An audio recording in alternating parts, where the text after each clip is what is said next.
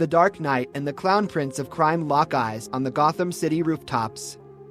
Batman, undeterred by the inclement weather, issues a stern warning to the Joker, declaring that his reign of chaos is coming to an end. In response, the Joker's eyes gleam with manic delight as he grins back at his arch-nemesis. Their exchange highlights the enduring nature of their adversarial relationship, with Batman admonishing the Joker for his repetitive schemes. The tension escalates as Batman lunges at the Joker, setting the stage for a dramatic and potentially lethal confrontation. The Joker effortlessly evades Batman's attempted strike, mocking the Dark Knight for his sluggishness. However, the situation takes a sudden turn as Batman loses his footing on the rain-slicked rooftop, crashing onto the hard surface with a sickening thud. The Joker's initial amusement turns to confusion and concern as he and his henchmen witness the Dark Knight's motionless form, a blood-red stain seeping from beneath his cowl, signaling an ominous turn of events. The Joker is left speechless as he witnesses Batman's catastrophic fall from the rooftop, descending helplessly toward the streets below. Staring in disbelief at the demise of his formidable adversary, the Clown Prince of Crime grapples with the reality of the situation, experiencing a rare moment of silence in the wake of the unexpected turn of events. The Joker seeks answers from his henchmen, questioning whether their actions or the environment caused Batman's sudden fall. Unable to make sense of the situation, they descend to the alleyway below to inspect Batman's motionless form, which is already being tainted by the surrounding rainwater and debris. In an attempt to determine the extent of Batman's condition, the Joker instructs one of his henchmen to check on the fallen hero, but the uncertain atmosphere and the gruesome sight render the henchman hesitant. Joker, still grappling with the gravity of the situation, suggests turning Batman over in an attempt to assess the extent of his injuries. Overwhelmed with shock and disbelief, the Joker's henchmen grapple with the realization that they might have inadvertently caused Batman's death. Despite the initial excitement and uncertainty, the gravity of the situation begins to dawn on them. The Joker, initially consumed by frenzied laughter, attempts to regain control of the situation and instructs his henchmen to dispose of Batman's body in the trunk of a stolen car. As they contemplate their next move, the idea of finishing the heist is discarded, and the Joker's crew begins to contemplate their next target, including the suggestion of targeting Superman. The atmosphere in the diner turns tense as the Joker and his henchmen grapple with the aftermath of Batman's death. The Joker's anger simmers just below the surface as he debates the feasibility of taking on Superman. Amidst the uncertainty, the suggestion to target Green Arrow gains traction, albeit half-heartedly. The Joker's demeanor quickly shifts to one of disinterest, a telltale sign that his attention has already started to drift.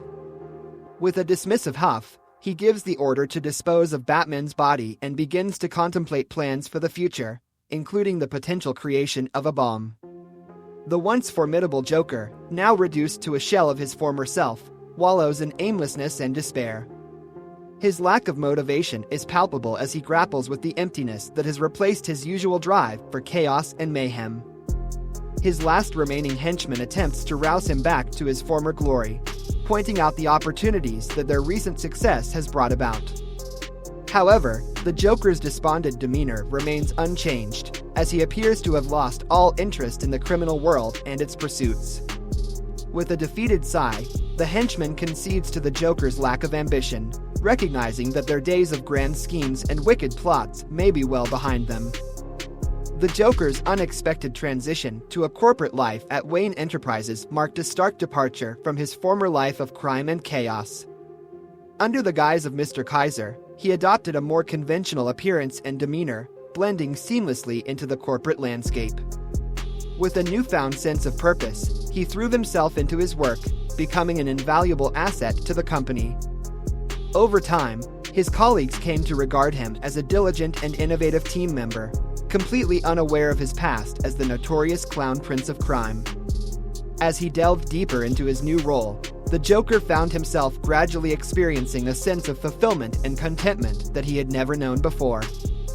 The Joker, starting a new job at Wayne Enterprises, tries to access sensitive information using his computer but finds that his security clearance prevents him from viewing the data. He attempts various search queries related to money and secret projects, but to no avail.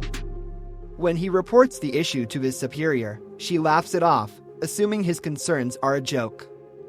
After a thorough explanation from Helen about his lowly position at Wayne Enterprises, the Joker realizes the limited access to sensitive information.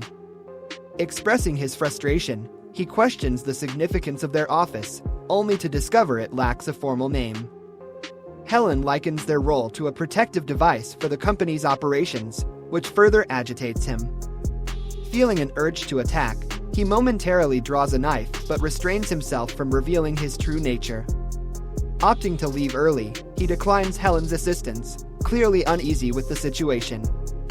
The following day, Joker arrived inconspicuously in an oversized overcoat, greeted by Helen at the door. Brushing her off, he climbed onto his desk, wielding what appeared to be a clear detonation device, launching into a passionate speech about the futility of their work. Interrupting his monologue, his hiring manager, Mr. D, requested a private discussion in his office, leading to an impending conversation that Joker wasn't looking forward to. After Joker's previous lethal encounter, he anticipated Mr. D's imminent discussion to be about the incident. With his gas mask on, Joker was taken aback when Mr. D suggested that their deceased coworker had committed suicide. Joker hesitated to activate the gas canister strapped to his chest. Mr. D, seemingly unaware of the situation, expressed praise for Joker's work and even proposed a significant promotion, citing Bruce Wayne's approval.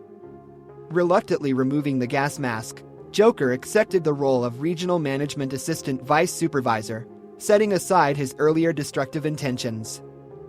Joker's attempt to evade his pursuers was futile as they quickly closed in on him, assaulting him with a baseball bat and unleashing a brutal physical attack. Despite the beating, Joker managed to retaliate, gouging his attacker's eyes with his thumbs before being restrained by the assailants. Fueled by adrenaline and the return of his manic persona, Joker defiantly declared his dominance over Gotham, taunting the muggers as they emerged from the shadows of the alley. The man recognized the Joker's voice immediately and asked if it was indeed his former boss. The Joker greeted him as Gaggy and mocked his new undertakings. Gaggy was taken aback by the Joker's sudden appearance after a prolonged absence and tried to explain the Batman rumors, but the Joker didn't pay attention. Gaggy inquired about the Joker's whereabouts, and the Joker simply stated that he had been occupied with work. Disregarding his old crew, the Joker advised Gaggy to find a purpose beyond waiting for Batman's attacks. The following day, the Joker proudly displayed his injuries to his colleagues, jesting about the source of his bruises.